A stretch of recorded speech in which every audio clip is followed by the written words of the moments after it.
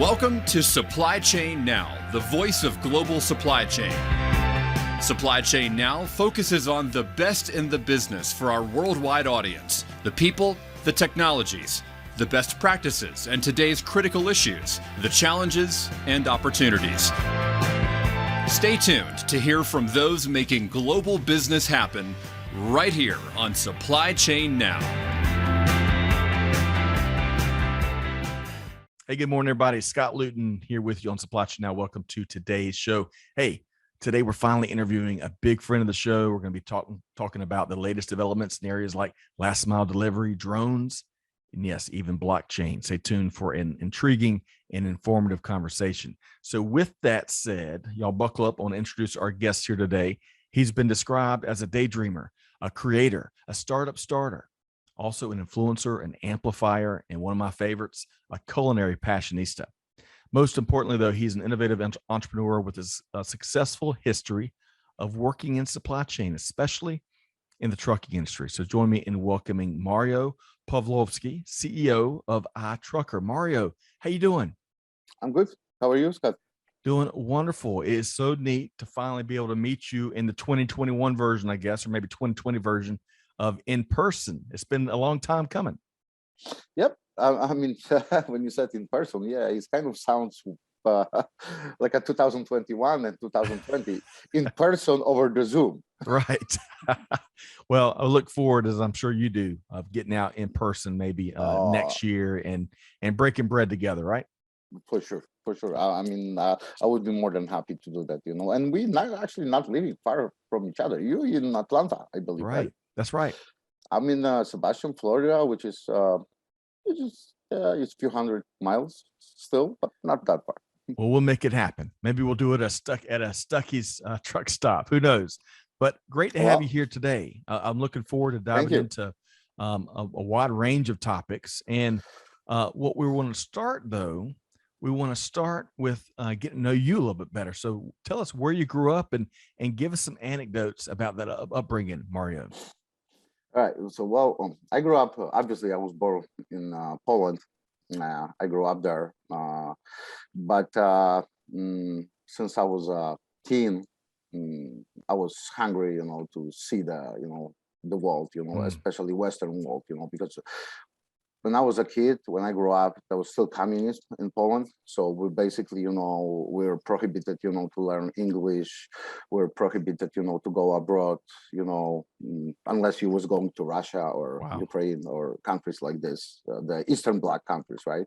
But in 1989, I was about 14 at this time when the communists collapsed because of the Lech Wałęsa. He started the whole movement. And the borders opened. And when I was 17, I moved to Belgium. Okay. For a few months. I started learning French a little bit because Belgium, Do you still speak French? Not really, but I have French partners, and I'm actually about to start learning again. I know some words, I remember some things, but I was 17. I'm 47 now, so that was 30 years ago. So it's kind of long time. So basically, I was going to all over the Western Europe, Germany, France. As I mentioned before, I was living in Belgium for some time, came back to Poland, and then when I was between 21 and 22, that was 1997, I moved to New York City, where my grandma was there. My father, he also lived there in 1980. There was even same apartment. So I moved there to New York City. That was the best thing that will happen in my life. I love New York City. So let's talk about that for a second. Two quick follow-up questions. Number one, to live in all of these different regions and cultures and cities, was that how do you view that? Was that really tough to kind of make new friends at each stop, or do you see that as an advantage of part, made you who you are? Absolutely advantage. Okay. Nothing tough. I mean, there was some tough things, but I'm kind of person, it's kind of, like a I really love to meet people, I Right. really love to talk to people. I really love to, meet the new cultures and everything else. So basically, it started in Western Europe, but the New York City was a kind of game changer for me. Okay. When I moved there, my mind changed totally. Well, That was the experience which actually set the way I'm thinking right now. okay. So let's talk really quick about that, because I want to get to food before we get into the heavy stuff. So you said New York City is your favorite place in the world. What's just one thing you love about New York City? I mean, there's no other city in the world I ever been like New York City. It's a kettle of everything, especially food, restaurants, nightlife. I mean, I was 21. Imagine me coming 21 to Brooklyn, New York, Right. and then going to Manhattan and everywhere, clubs, restaurants. I was working in a restaurant, in Manhattan. Okay. It was just great experience. It was just unbelievable experience. It actually set the course of my life. Wow. Well, Then so on that go ahead. note, you said that New York City, to your point there, it had changed how you viewed the world. Yes, Tell me about that. How did that impact your worldview? It's opened my mind, basically. It's opened my eyes. I came from Poland. Poland is kind of, you can say conservative country. Okay, I mean, at least half of it. And the point of, people were trying, to put some, things in my head, which I wasn't feeling comfortable with that. I knew I was following it, but I wasn't comfortable with that. When I moved to New York City, in matter of months, everything changed. My mind opened on the world, on everything else, and it was just, as liberating. Yep. I mean, it basically, yeah, that's what you said. It liberate my mind. It let my mind go. Love it. The art of the possible. It sounds like really took some blinders off. So you mentioned one of the many things that New York is a capital of is food, and you worked in a restaurant and we share that. I worked in a restaurant, although I was never a chef or a cook. I was a server, a bartender, a bus boy, bus tables for one really tough summer in Columbia, South Carolina. Didn't make a whole bunch of money, but it taught me many things about people. And it taught me also, which is one of my favorite lessons I try to instill in my kids. We got to love on those folks. Those are some hardworking folks that help make things happen. And one of my least favorite things is see people that are rude or discourteous to our servers. So tell me about it. I hate it. I also was working when I was working in a restaurant. I was a small, basically Polish American restaurant in Manhattan on the I'm not sure, that was on the First Avenue and 7th Street. It was called Teresa. It's closed right now. And I was working there. I was only one guy, and that was like maybe 17 women in the kitchen, So you can imagine. You learned a lot, right? Oh, I learned a lot. Smarter from it. And I started as a dishwasher, actually. Okay. In a few days, actually, the owner of the restaurant, Teresa, actually, that was the name, and the restaurant was named Teresa. She's figured out that I can cook. Wow. So there was a master chef. She was a woman, and she was really great, but she was also very kind of like strict about everything. Right. Let's put it that way. But she also figured out that I can cook. So so opened up. And the other thing is, all of these people. I mean, all of the women, they were kind of like a picking on me. So I basically, I was, and I'm not the person, to pick on, right. I'm gonna fight back right away, So, but after after the kind of like a period of 2-3 weeks, right, we're all going along, and I was doing dishwashing job, I was cooking, I was basically like putting food and arranging on the plates and everything, and then the job was so intense. I remember the restaurant was so busy. Basically, sometimes I was working 14 hours a day for 7 days a week. I was coming back home. I was just falling asleep, waking up, going there. And after, a few months, I said to the owner, I'm quitting. I can't do it, Right. anymore. Burnt out. Because Burnt out. That's something, of course, I think a lot of folks listening to here today, whether they worked in a restaurant or not, that is a prevalent feeling across industry, given the last couple of years that we've been working through. So Mario, I feel like you and I could kick off maybe a new culinary podcast and have plenty of fodder based on your passion that would and be great. experiences. That would be cool. That would be really cool. Well, who knows? We may just do that. But in the meantime, folks, one of the, so Mario's got a big following across social. We all check him out, what he's dropped in Supply Chain Chow on our Facebook group for some of his gorgeous dishes.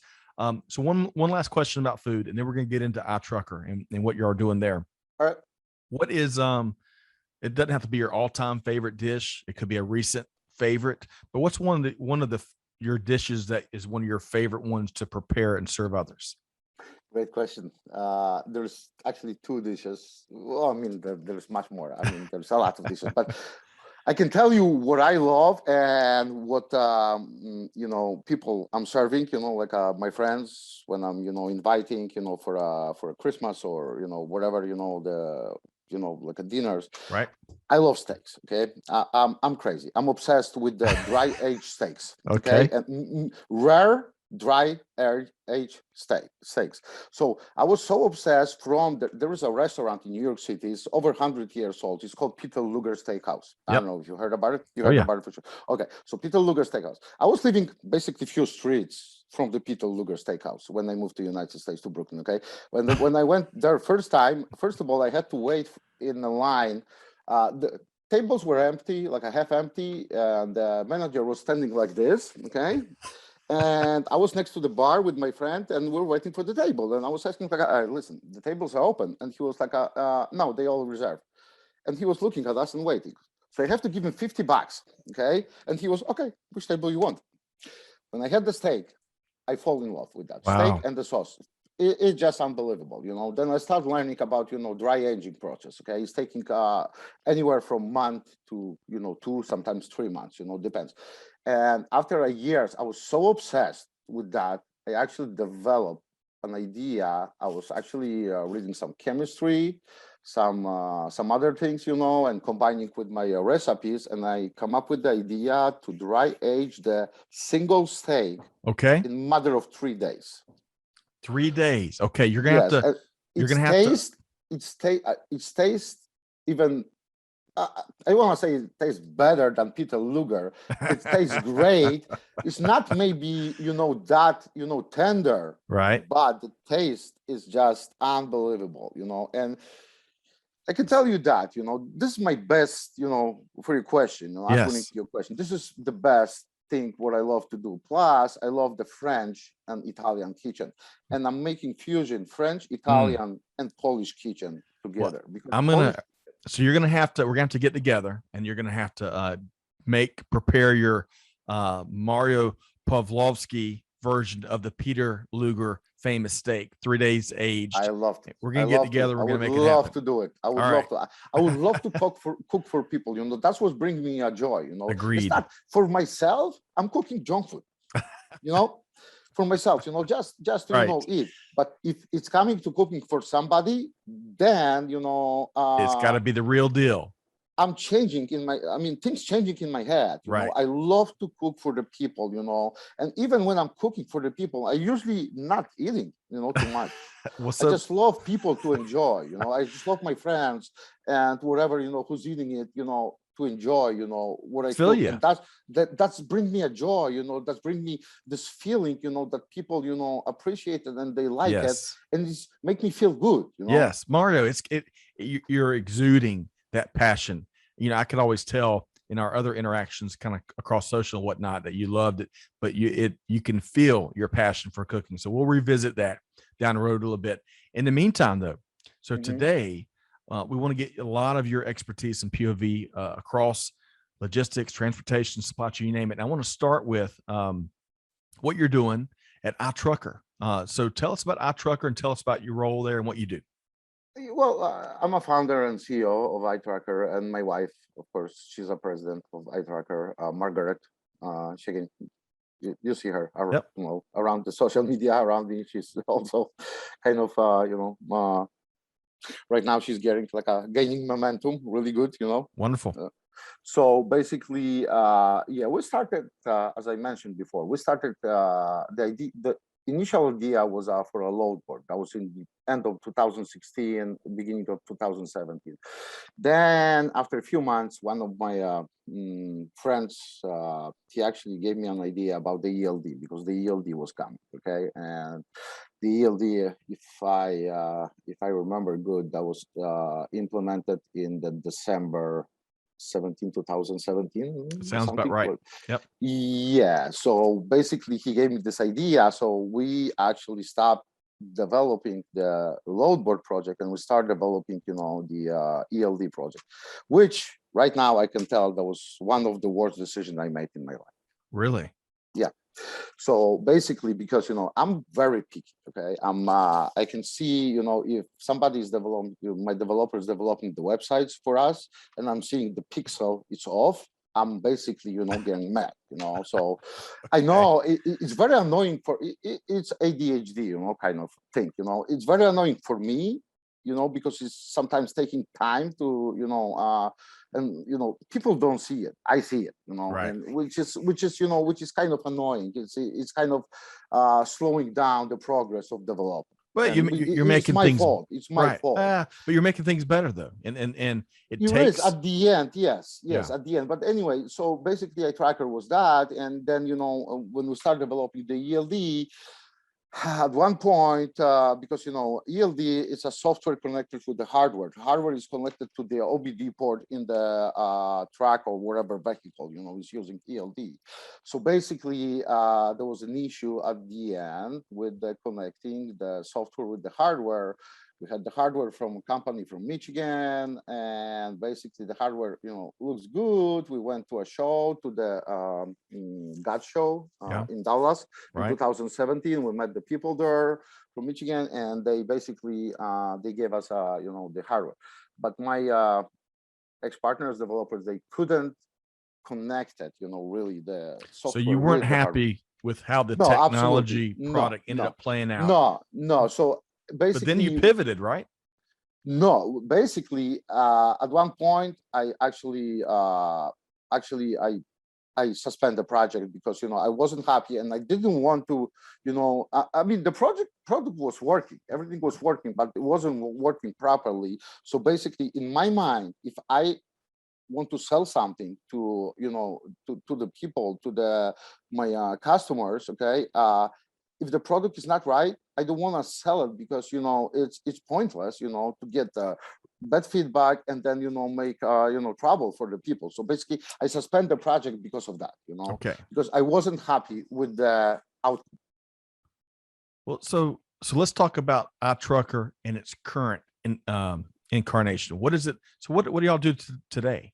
Okay, so we put, after that we put it, we basically suspend the whole iTrucker project. But at one point we realized we start getting lots of followers on social media. Okay, when we realized that, we opened a group, okay, which is called Trackers of Past, Present, and Future. Yep. With right now we have about 105,000 members. Wow. And that's on Facebook. And is it in other places beyond Facebook, or is Facebook that? No, it's Facebook. Facebook. It's Facebook. It's a group. It's not a page. Gotcha. There's a difference between page, like a business page. Like we have our tracker page. We have about 90-something thousand followers, and the group is a different thing. Group, it's more engaging. Well, basically, all the members can post the things. There is different members posting different things. It's 24-hour job, because we have to manage the group. So Facebook is managing us. We have to manage the group. So tracking industry, trackers, right. They do not really like thinking when they using the word about the wording, you know what I mean? So Facebook is very strict about it. They try to, Facebook algorithms, right? Artificial intelligence powered algorithms, which it's kind of funny because this AI powered algorithm, they're not working properly because they basically deleting, or suspending members for us without our knowledge because they're using words, and they basically this algorithm, they taking this word out of the context, usually. So, and all the members, they actually writing to us and they pissed about like, hey, why I'm Right. suspended? And I have to explain, we didn't suspend you. The Facebook suspend you. They say, So- no, you work with Facebook. And we're like, no, we don't. So active moderation, clearly a group that big. I can appreciate how big of a job that is, but I love how you're engaging that demographic, that very important demographic that helps make global business and certainly global supply chain happen. So y'all check out iTrucker, the group on Facebook. And of course, No, actually, it's iTracker is a page. That's right. That's right. iTracker is we have a website which is iTracker. There's a news, and we're actually preparing a few other things, and The there group. is iTracker, and there is a group which is called Trackers of Past, Present, and Future. That's right. My apologies, I got that wrong. Y'all check that out. I love the imagery that comes out of that. I joined not too long ago, and to see some of the beautiful machines, the artistic machines, and then some of the other banner that takes place is pretty cool. So I want to move Mario into some of your take on what we're seeing currently across global supply chain, kind of hot topics, or maybe not so hot, but they're intriguing to say the least. So I want to start with last mile delivery, because if anything's really gotten a lot more challenging, and that was getting challenging before the pandemic just has continued to make it more challenging. Tell us about what's going on there and some of your thoughts there with last mile delivery. Last mile delivery is kind of part of the supply chain. Supply chain is only in the United States, I believe, is 8% of the GDP, which is trillions. Okay, it's huge. Okay, Right. Last mile delivery is of course, it's mean what it's mean. It's last mile delivery, which mean like Amazon or FedEx, wherever who's delivering. So basically, what I'm thinking right now, well, I mean, it's a huge issue because of the backlogs of the by the ports, all the the cargo ships, waiting to be unloaded and all the things. So it's like a domino effect, basically. Right. So domino effects, when you just kick one piece of the domino, everything is going like this, and that's what it is. And it's going from the beginning, from the shipper through the port, to the tracking company, and then to the last mile delivery. Okay, so in my opinion, the drones are the future of last mile delivery, especially lightweight last mile delivery, which means small items. There are bunch of drones, a bunch of companies, they developing different drones, like Wingcopter is one of I believe they work with UPS and I don't know with who else, with Walgreens for sure. Right. They are delivering like vaccines or which is great, like a medication for the disabled people. Right. Imagine that, if somebody is disabled, Right. and the drone can bring you the life-saving medicine, like Right. like for diabetes. So I'm diabetic type 2. I don't have to take insulin. I'm taking the medicine. I have to be a good boy from time to time. But it's hard to be a good boy from time to time. I understand. Well, hey, so drones, I know, is one of your favorite developments across industry. And to your point, though, it is going to help us uncover so much more capacity in this last mile and get around some of the challenges and constraints there. What's if you think about what you've seen lately from drones? You were describing some of the UPS and Walgreens and some of the healthcare applications, but what else when it comes to drones? What else have you seen recently that's cool? And give us a bold prediction when it comes to drones for next year. I'm a firm believer in drones. I really love it. I actually we just opening a blog which is called Last Mile Air, and it's gonna be all about the last mile air, lightweight delivery. So basically, my prediction about drones is gonna grow like unbelievably. The few things we have to think about. It's first of all delivery in the urban areas, like a very dense urban areas. Let's say, for example, New York City, right? Imagine New York City, and imagine the bunch of drone buzzing between the buildings. Right. All right. And every drone right now, every drone have a pilot, which is a person like me and you behind the computer, and you're looking at the computer screen and you see the drone. There is a camera at the drone, and you basically navigate this drone. So for the massive drone delivery, let's say, we would need to use artificial intelligence, because imagine in the New York City, hundreds of drones between the buildings. They're gonna crash, they're gonna drop down, they can kill the people. Human cannot do it. Right. It's impossible. It's not like basically managing the airplanes on the airport, because they big. Okay, there is not so many of them. The space where the airplanes is huge, but the drones gonna be in the very dense areas. Right. So basically, without artificial intelligence and automation of navigating these drones, there is gonna be not really possible to do it on the massive scale. That's my take on it. Unless it's gonna be on the remote areas. Okay, remote areas are easy. There is no obstacles. Even if these drones are getting more advanced every basically week, they have they can navigate autonomously. They can Right. avoid obstacles and everything. This is fine, but still for the like a massive implementation of the drones and drone delivery without artificial intelligence is not going to be possible. That's my take. Okay. That is so much more there. We're going to have to, I got some other things I want to chat with you about. So for the sake of time, I'm going to keep moving. I love the future that you're painting. And I generally agree with you.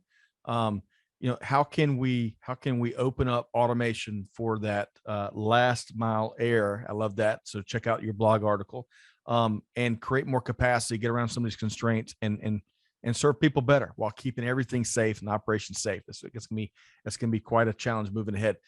Okay, so beyond how exciting things and developments are taking place in the drone arena, and I love your bold and fearless prediction about what's to come next year and beyond, let's talk about blockchain for a minute, because that is equally as exciting. It's transforming many aspects of global business and so much more to come.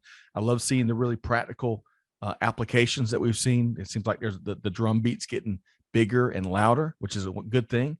But what's one of your favorite applications, Mario, when it comes to blockchain? And follow-up question, are we still just scratching the surface with the technology? Absolutely. I can answer the second question. We're scratching the surface. Okay, that's the easy one, huh? We're scratching the surface because I'm all into blockchain also, because blockchain it's basically maybe not equally to artificial intelligence, but it's like inventing another wheel.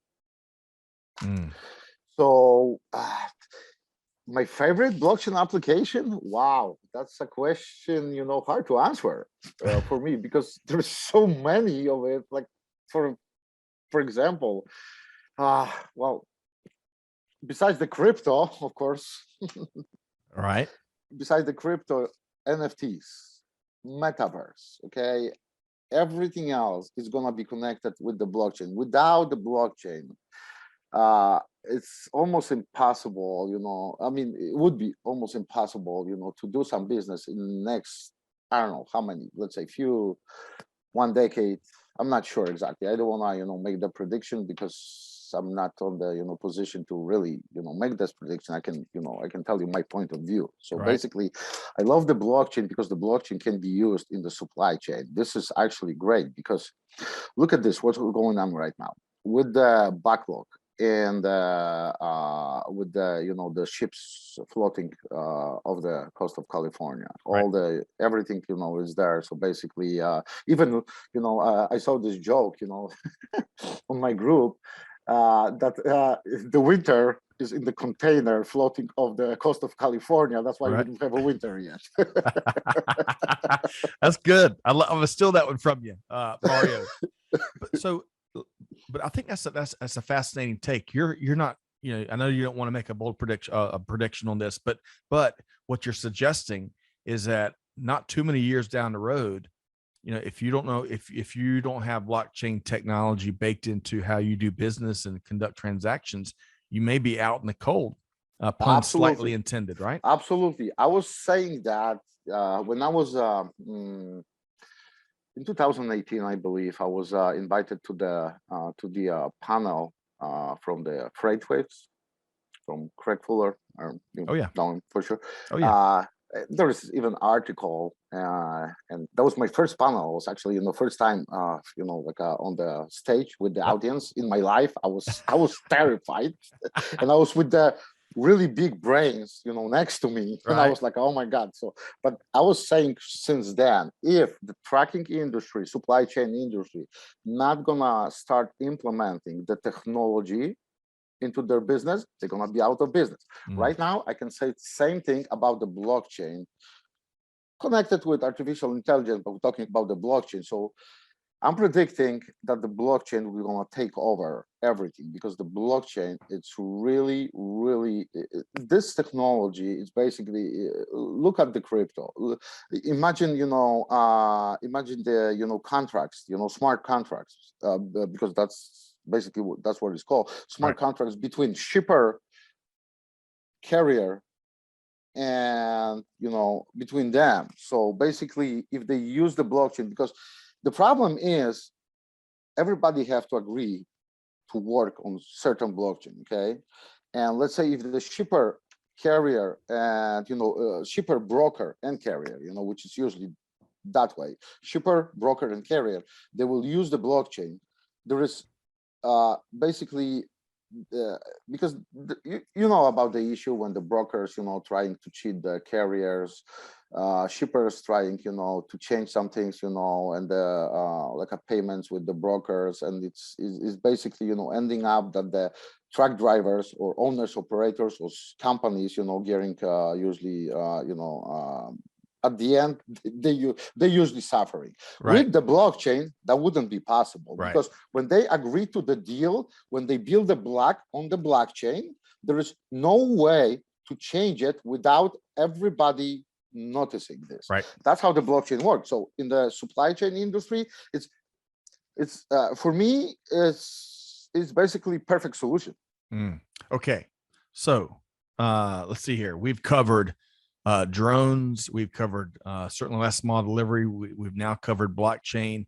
I want to get to one of, I know, your favorite topics, and certainly one of our favorite topics, a topic and driven by people that are oftentimes don't get enough recognition. Let's talk about the trucking industry and truck drivers. So I want to ask you, Mario, what do you believe is the top one or two challenges facing the trucking industry? Well, okay, so we are very close to truckers. I'm very close. Like I said, the group, the page. I have many friends which are, real, like back to the bone truckers for the last 30, 40 years. We know many of them. We're going to the shows. We're meeting all of them, and on the group, I'm engaging. I'm talking to them every day. Every day, all the time. Me, my wife, Margaret.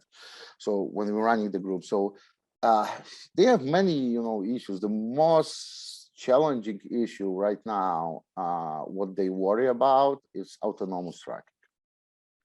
Okay, so basically driverless, trucks. They really worry they're gonna lose their jobs, and they, because the trucking in the United States is a bit different than all over the world. Trucking in the United States is not just the trucking; it's the way of life, it's how they're living, how they feeling. The whole families are attached to that, you know. It's for them is the biggest like challenge, you know, and the biggest worry is autonomous tracking, and that's what they're talking about, you know. Okay. Besides all the government and DOT over kind of like a, you know, Over regulation, maybe. over regulate, which is crazy, which is, you know, regulation over regulation. It's like a taco with the burrito inside the taco and the pizza and with the cherry on the top. I love the culinary visual. So let me ask you this. And I'm not trying to be devil's advocate. We hear a lot of takes here at Supply Chain Now, and I'll be the first to tell you, you know, I've never driven a truck. I'm not a trucking expert. We've interviewed several, which we love those stories because they just don't get enough attention and appreciation. But you know, automation certainly the march, and marches right on. Do you believe that we're going to be able to rebuild the trucking population of folks that are willing to drive a truck for a living, or do you believe eventually automation will replace some of the trucking routes, and those that still want to drive a truck, maybe the nature of the position will evolve a bit? What when you look at what's to come, where do you see us going? Well, I mean, I have this idea for a long time. So Okay. basically, because obviously, you know, we are in the technology, you know, business, and I mean, not exactly in the business, but you know, we're basically, you know, talking about it all the time on the social media. Sure. You're a big advocate for the trucking industry, right? You're an expert, and you got your finger on the pulse. I'm not an for expert. Sure. Come on. No, I'm not an expert. I know some things. Let's Okay. put it that way. Fair Okay. enough. And I'm also, you know, me and my wife in the technology, you know, on the Twitter, which is, you know, we're talking about the, you know, everything, you know, from autonomous vehicles, artificial intelligence, which is all interconnected, because, you know, the autonomous vehicles are gonna be driven by artificial intelligence anyway. So basically, about the tracking, what I'm seeing, okay, so it's not bad, but it's not also that good for trackers, especially for the old school trackers, okay? But you have to look on this from this point of view, okay? When we were younger, there were certain things we like it, okay? And these things are gone already. And we have to adapt to the new world. And every generation have to adapt to something new. And every generation gonna be saying, oh, the old times were much better. Remember that? Yeah. Now look at these kids with the, you know, iPhones, you know. I'm spending, my iPhone remind me yesterday, you know, my iPhone remind me that I spent 12 hours a day, which is crazy. Which when I find out yesterday, I was like, oh, Mario, you have to talk to yourself about it, you know. So anyway, coming back to the autonomous, to the tracking and, you know, autonomous tracking. So, you know, there's 5 levels of autonomy, all right? We right now between level, let's say about level 3, okay? Which is absolutely not fully autonomous. So what I'm seeing in about next decade, 10 years, we're gonna go to maybe level 4 autonomy, which is still gonna require, you know, the truck driver. Even if we're gonna go to the full autonomy, let's say in 10, 15 years, whatever, because the technology is here, Right. but we have to look at the not only technology. Even Elon Musk says that autonomous technology is 98 point something percent here. Right. But the last, you know, point something percent is most important. It's massive. So let me explain you that way. If you building a house, it's kind of easy to build a house. The most challenging thing is the insides, you know, how you're finishing the insides, okay? It's taking most time, it's most challenging. Same with the autonomous, you know, tracking and everything else, you know, connected to that. But what I'm seeing this on the bright side, which I'm sure the old school trackers wouldn't agree with me.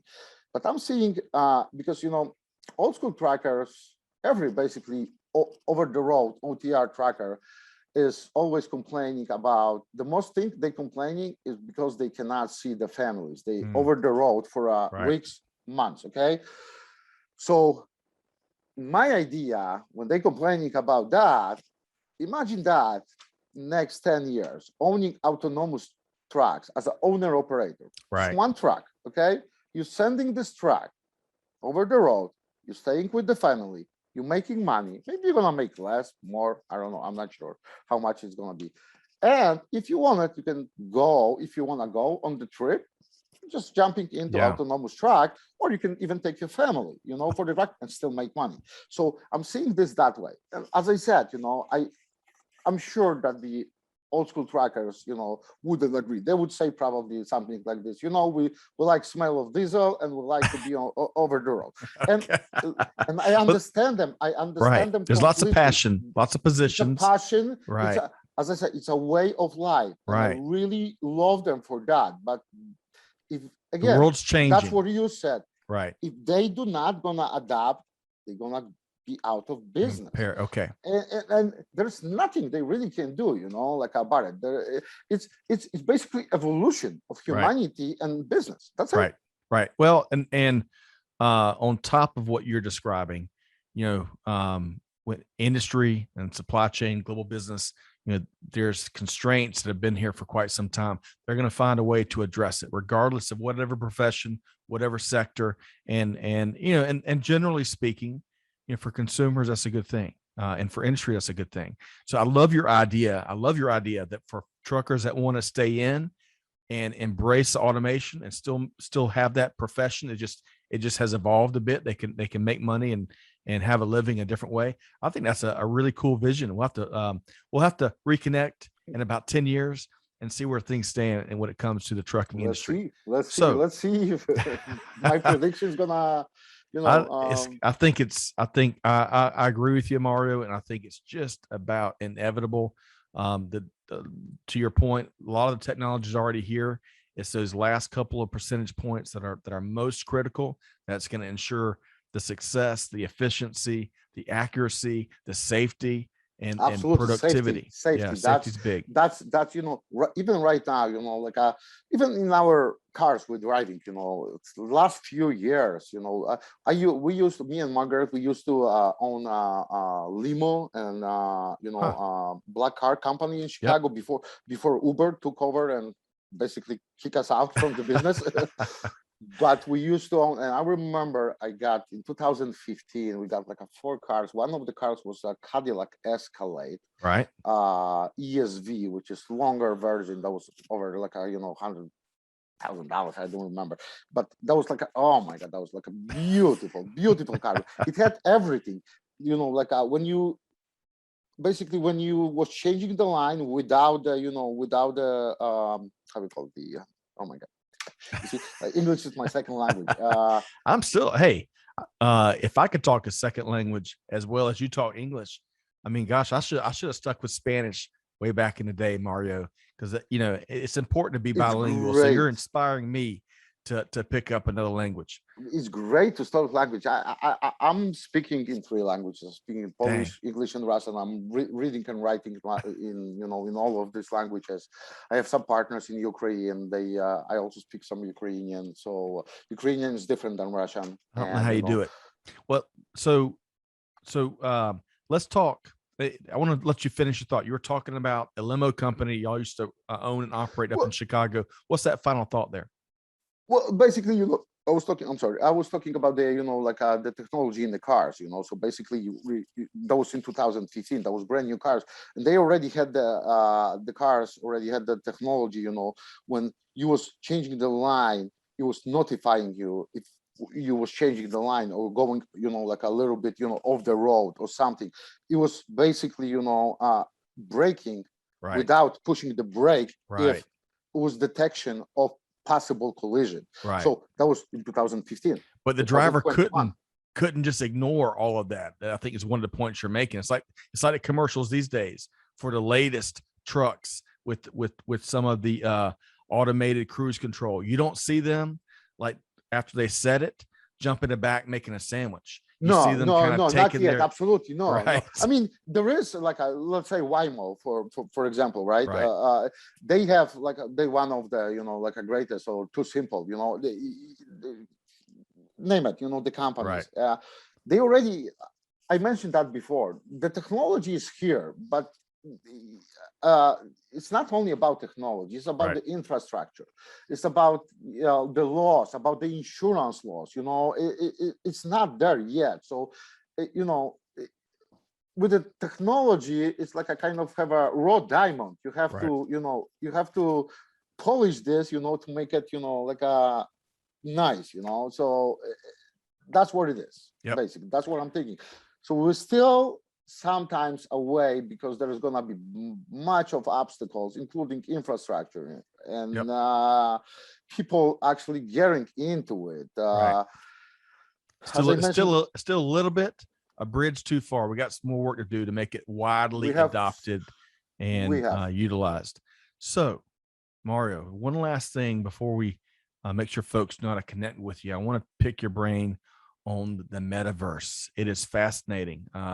Here lately, you got real estate runs on the metaverse. You've got all these different applications. It is unbelievable. Yeah. So tell us, how do you see the first, if you could, in your terms, what is the metaverse, and also how do you see global supply chain leveraging it? Wow, that's a great question. I mean, I don't know where to start. I will start that with that. Okay, so we basically we have a secret startup we're developing, which is actually metaverse startup. Okay, so it's called a Metaverse. Okay, and basically, metaverse it's internet 0.4. That's how I see it. Okay. And what I'm thinking, everything will meet in metaverse at one point. And I'm not talking about the meta, about the Facebook, okay? Because, they in trouble, they just trying to change things, they basically in deep trouble. There's companies which started before even Facebook, NVIDIA, Microsoft is already, doing this. There's the central, like you mentioned, companies buying land, which doesn't really exist. It exists only in the metaverse for millions of dollars. In last about, I'm not sure, don't quote me on that, but I believe in last month or two, companies spent more than $100 million on the non-existing land, which is only existing in the metaverse. Okay? Unbelievable. It really is. And they're gonna be developing. We also developing something. We also got piece of land too, and the company, the central land is kind of leading thing, which is it's kind of cool thing. So basically, what's the metaverse is everything is gonna meet there, including the supply chain, future of work. Right, we're gonna be working. Right now I have the Oculus 2 Quest, right? The headset. Okay, It's great, it's cool, but it's very uncomfortable. It's very uncomfortable. So basically, the when the technology is gonna get better, the glass is gonna be smaller. So it's gonna be connected with the augmented reality, virtual reality, extended reality. It's gonna meet all in metaverse. So basically, you're gonna have sunglasses. You're gonna immersive technology is where we're headed. It sounds like to me. Yep. When you're gonna be just walking, on the street, you're gonna walk into the mall, and you will see all the things, augmented, and names, even name of, for example, you're gonna be walking by the tree. You will see if you wanted the name of the tree, like what the tree is, or you will see the restaurant. When you're gonna be passing the restaurant, you will see the menu, in the like on the right side of your eye or something. This is augmented reality. But if you sit down on the bench and you're gonna go all into metaverse, then you won't see the walls around, But if somebody gonna walk to you and tell you, hey, Scott, and everything is gonna be disconnected, you will see the guy, So basically, metaverse for me, it's a future. Okay. It's a future for everything. We all gonna meet in the metaverse. Imagine this. Imagine imagine this for the, again, I want to bring the disabled people, because I'm really like, I'm about the environment, and people who cannot move or do, old people. Imagine how this can help disabled or old people who living alone. Yeah. This is something which can change their lives from being just alone in the house and they cannot move and just watch the TV and whatever TV is saying, to being in the different world, meeting the friends who's also disabled in the other part of the world. Imagine that. So you're seeing it's going to be an inclusive technology. It's going to be a game-changing technology with lots of practical applications to retail applications, to experiential applications, you name it, including clearly a real estate market, perhaps an unlimited real estate market. I don't know. I've got a lot more to learn about the metaverse. Something else about the real estate market. That it's going to be also the blockchain is big part of the metaverse. So this real estate market is actually all built on blockchain.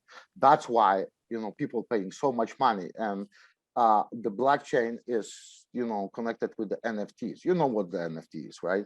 So my stepson, my wife's son, he's I'll give you an example. He just turned 70.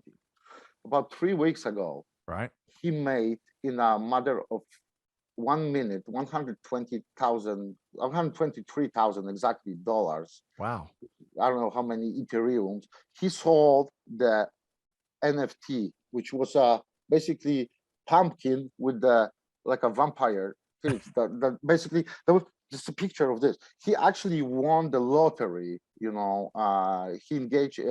He was involved in lottery. He had to pay like $1,500, and basically one of the NFT creator was sending to some people. Actually, he received it in his crypto wallet, and he sent it next second for $123,000. Unbelievable. He made basically $121,500 in a matter of seconds. Wow. Okay, we're gonna have to we'll have to talk about that story next time. Take a deep dive. I love the entrepreneurial play there, evidently, and sounds like he might be a chip off the old block. But Mario, I've really enjoyed it. This has kind of been like a Baskin Robbins episode. We've talked about so many different things impacting not just supply chain, but global business. We talked about food. We'll have to talk more about that next time you come with us. For sure. But how can folks connect with you and iTrucker? Where's you got a new blog, you got new businesses, you got the massive Facebook groups. How can folks connect with you? Well, the best way to connect with us is on Twitter, which is my handle is Pawlowski Mario. My wife's handle is Margaret Sigin. Okay, and they connect with us on the iTrucker and page. It's a Facebook page, and iTrucker and the Facebook group, which is called Trackers of Past, Present, and Future. Plus, of course, Last Mile Air, which is a drone delivery business. We're just starting this, and our newest venture is Avataverse, which is Metaverse. I love it, man. You got so much going on. I look forward to reconnecting with you soon. I'll be looking. We're gonna connect. I'm gonna get that 3-day aged dry steak made by Chef Mario coming up soon. We'll meet anytime. I would love to come to Atlanta and cook for you just to do that. To do that, because for me, it's the biggest pleasure. The biggest pleasure I have is, I told you, for myself, I'm cooking quick. Right. For people, I love them to enjoy my. I love them to enjoy. When they enjoy it, I feel so good. I'm going to sleep like people enjoy it and they like it, and I feel good. And it's actually made my mind, to work to make it even better. Okay. Well, I see a restaurant in your future soon, based on the passion and your expertise there. But we're gonna have to leave it for now. I've been chatting with Mario Pawlowski, CIO. I'm giving you maybe a promotion or demotion. I don't know. CEO of iTrucker, and it's been fascinating to spend some time with you, Mario. I look forward to reconnecting with you soon. It was great to talk to you, Scott, and thank you for inviting me. And I really hope we can, reconnect soon. And let's keep in touch, on social media like we always do. We'll do it. And thank you very much. And I'll talk to you soon. Please, You bet. So on enjoy that your note, day. yes. Hey, happy holidays, Merry Christmas, Happy New Year to you, Mario. Merry Christmas. Hey, Yes, to you. to our listeners, hopefully you've gotten as much joy out of this conversation with Mario as I have. I'll tell you, it feels like if we hook up Mario to the power grid, we can power cities for months at a time. He's got a lot of passion, energy, and expertise. Love what he does. Hey, make sure you connect with him and follow him we're going to make it easy. We're going to put links to those groups, those pages in the show notes, so you're one click away. In the meantime, hey, if you enjoy conversations like this, be sure to check us out at Supply Chain Now, wherever you get your podcast from, or at supplychainnow.com. Most importantly, folks, hey, Supply chain rocks. That's Supply Chain rocks. That's right. Hey, Scott Luton here, challenge you to do take the most important steps that there are. Do good, give forward, be the change that's needed. Be just like Mario here. And on that note, we see you next time right back here on Supply Chain Now. Thanks, everybody. Thank you. Thanks for being a part of our Supply Chain Now community. Check out all of our programming at supplychainnow.com and make sure you subscribe to Supply Chain Now anywhere you listen to podcasts. And follow us on Facebook, LinkedIn, Twitter, and Instagram. See you next time on Supply Chain Now.